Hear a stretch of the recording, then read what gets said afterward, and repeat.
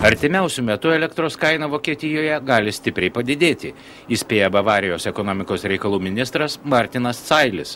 Pasak jo, tai susiję su išlaidomis neišvengiamomis pereinant prie atsinaujinančių energijos šaltinių. Ministro Cailio nuomonė, elektra gali pabrangti 70%. Ekspertų teigimu, Lietuvos elektros gamybos plėtra iš atsinaujinančių šaltinių taip pat riboja jų kainą. Vėjo ir biomasės elektrinėse pagaminama elektra vartotojams kainuoja dvigubai, o saulės jėgainėse 6-9 kartus daugiau nei elektros biržoje.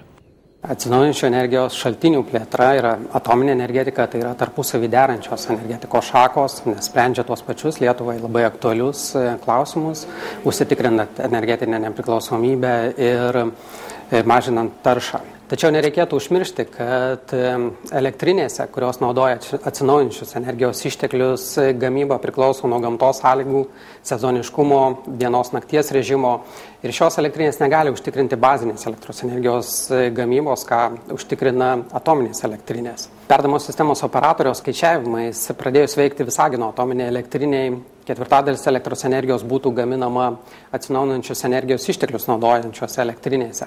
Tačiau 1/4 elektros energijos vis dar būtų importuojama iš kitų šalių.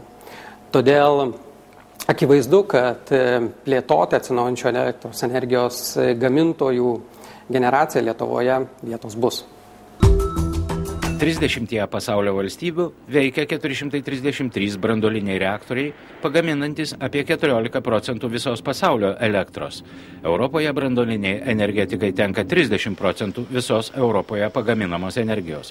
14 pasaulio šalių šiuo metu stato 63 reaktorius, dar 154 planuojami statyti 28 pasaulio valstybėse.